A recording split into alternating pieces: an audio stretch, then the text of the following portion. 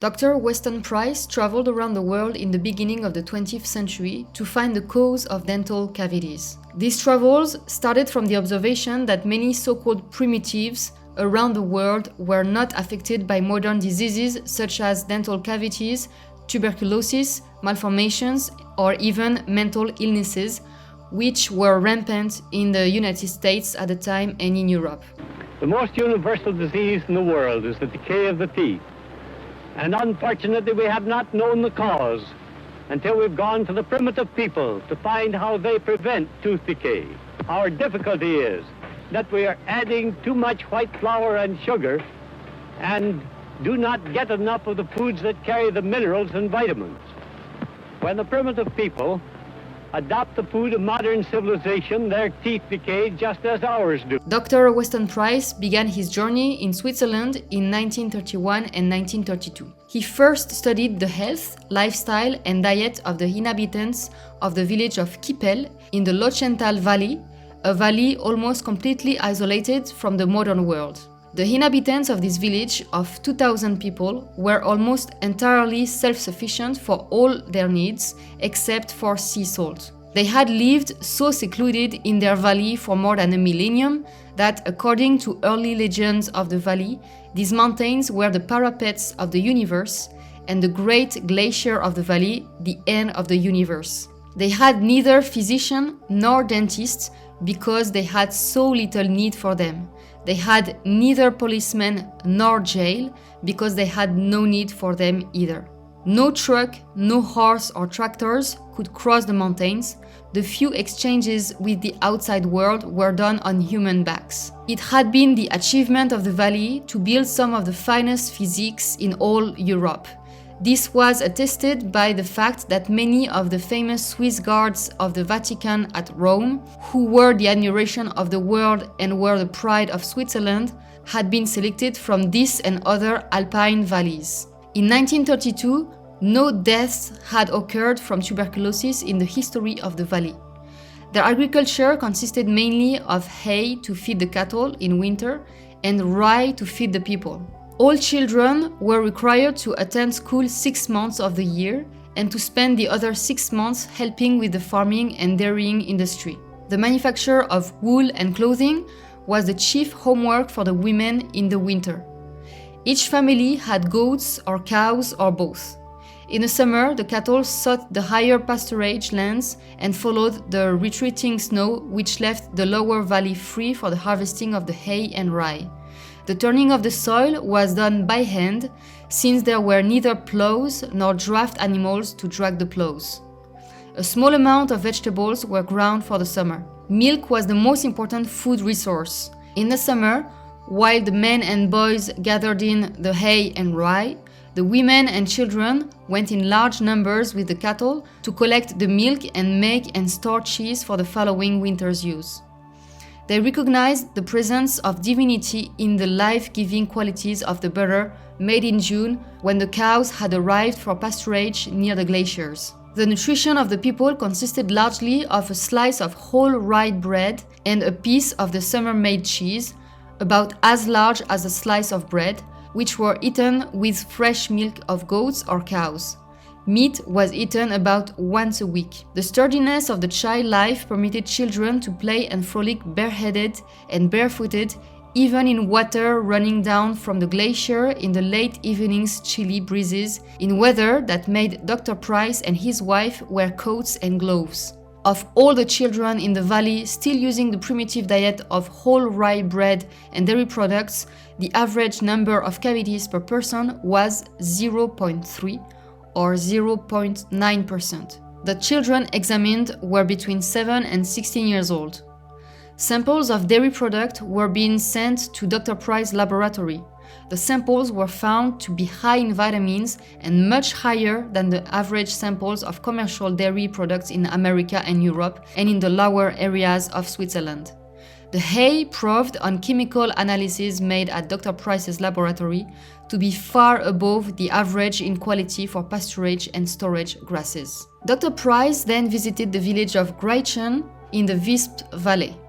An examination of the children showed that only 2.3% of the teeth were decayed. Here too, Rye was the main food. It was harvested by hand and ground in stone mills, which were also operated by hand. Only whole rye flour was available. There was no white flour. Here again, the cows pastured up in the summer near the glaciers. He then visited the hamlet of Visperterminen with its 1,600 inhabitants. The peculiarity of this hamlet was that they cultivated vines to make wine and juice from grapes. They thus obtained additional vitamins and minerals that the two previous villages did not obtain, in particular a significant quantity of vitamin C.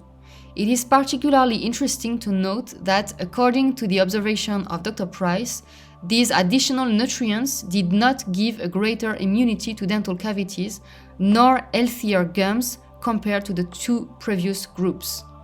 5.2% of the teeth were decayed. Their diet consisted of rye, dairy products, meat about once a week, and a few potatoes. Some green vegetables were eaten during the summer. Meat was usually eaten on Sundays. The bones and scraps were utilized for making soups to be served during the week.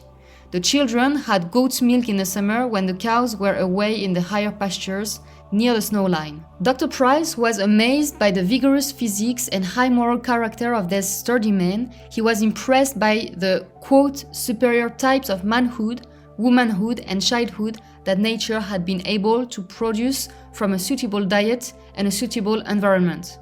He wrote, "Surely here is evidence enough to answer the question whether grains should be avoided because they produce acids in the system which, if formed, will be the cause of tooth decay and many other ills, including the acidity of the blood or saliva. Surely the ultimate control will be found in nature's laboratory, where man has not yet been able to meddle sufficiently with nature's nutritional program to blight humanity with abnormal and synthetic nutrition. When one has watched for days the child life in those high Alpine preserves of superior manhood, when one has contrasted these people with the pinched and sallow and even deformed faces and distorted bodies that are produced by our modern civilization and its diets, and when one has contrasted the unsurpassed beauty of the faces of these children developed on nature's primitive foods with the varied assortment of modern civilization's children with their defective facial development, he finds himself filled with an earnest desire to see that this betterment is made available for modern civilization. On several occasions, he observed young men and women who had had cavities at certain periods of their lives only.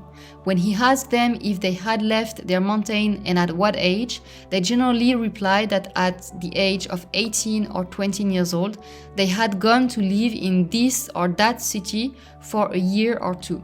They stated that they had never had a decayed tooth before they went or after they returned, but that they had lost some teeth in a short period away from home. Dr. Price then visited the village of Ayer on the south bank of the Rhone River, still largely primitive, although a government road had recently been developed. 2.3% of the teeth examined were decayed.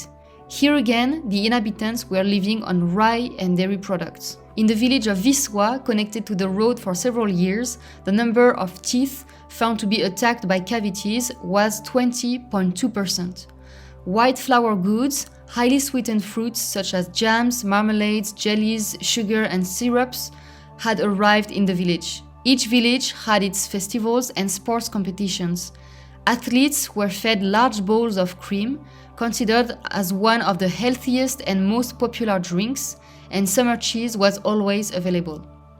Dr. Price wrote, "It is reported that practically all skulls that are exhumed in the Rhone Valley, and indeed practically throughout all of Switzerland where graves have existed for more than 100 years, show relatively perfect teeth, whereas the teeth of people recently buried have been riddled with caries or lost through this disease." This picture shows 4 girls with typically broad dental arches and regular arrangement of the teeth. They had been born and raised in the Lochenthal Valley or other isolated valleys of Switzerland which provide excellent nutrition. They had been taught little regarding the use of toothbrushes.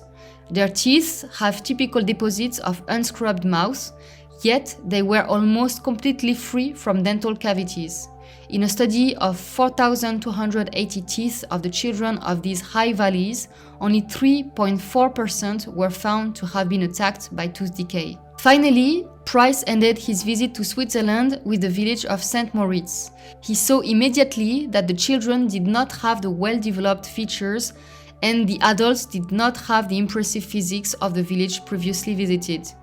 He examined the children and found that their teeth were shiny and clean, testifying to the rigor of the use of modern toothbrushes and toothpastes. Gums and teeth looked better for having the debris and deposits removed.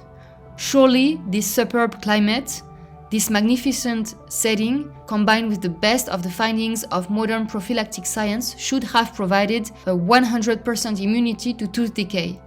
But in a study of the children from 8 to 15 years of age, 29.8% of the teeth had already been attacked by dental cavities. In most cases, the diet was strikingly modern, and the only children found who did not have tooth decay proved to be children who were eating the natural foods, whole rye bread and plenty of milk. Near Lake Constance, 100% of the population suffered from dental cavities. In Herisso, 25.5% of the 2,065 teeth examined were decayed. Here, the upper photographs are of two girls with typically rampant tooth decay. The one to the left is 16 years of age, and several of her permanent teeth are decayed to the gum line. Her appearance is seriously marred, as is also that of the girl to the right. Another change that was seen in passing from the isolated groups with their more nearly normal facial developments to the groups of the lower valleys was the marked irregularity of the teeth with narrowing of the arches and other facial features. While in the isolated groups not a single case of a typical mouth breather was found, many were seen among the children of the lower plains group. The children studied were from 10 to 16 years of age. In one of the St. Moritz groups, in a class of 16 boys, there were 158 cavities, or an average of 9.8 cavities per person. In the cases of 3 other children in the same group, there were only 3 cavities, and one case was without dental cavities. 2 of these 3 had been eating dark bread or whole grain bread, and one was eating dark bread and oatmeal porridge. All 3 drank milk liberally.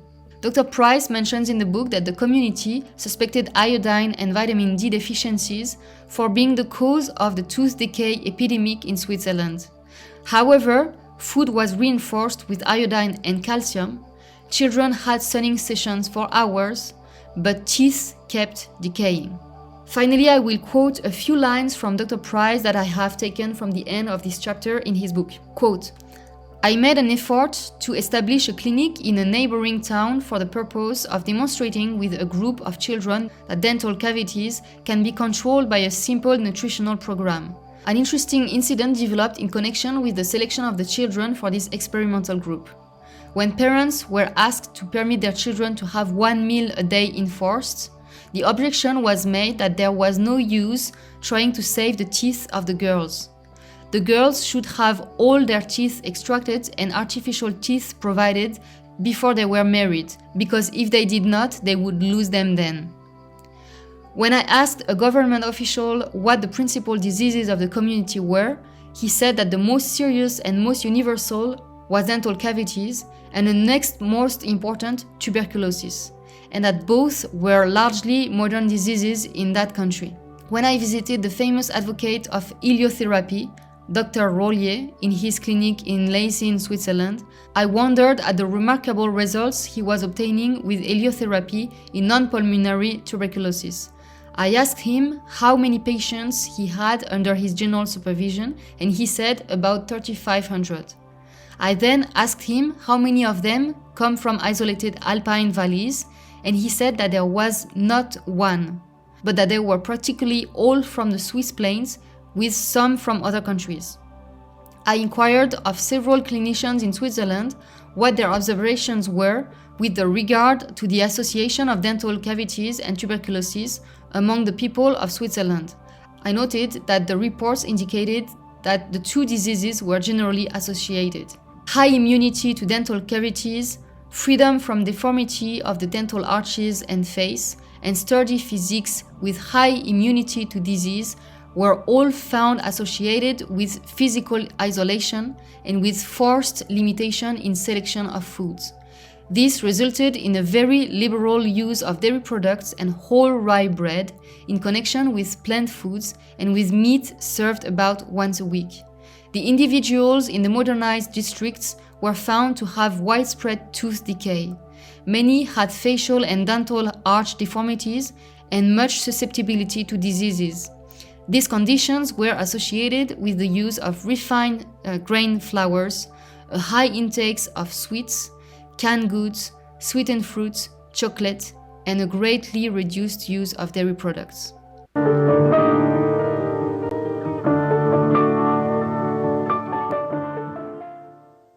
So I decided to finally make some videos about Dr. Price's book, Nutrition and Physical Degeneration. I have been talking a lot about this book in many of my previous videos on my channel. So yeah, it was time that I make some videos about the book. So I hope you like the video. Of course, I encourage you to read the book. It's really a very interesting and very important book to know if you're interested in nutrition and health. I see you in the next video. Thank you. Bye-bye.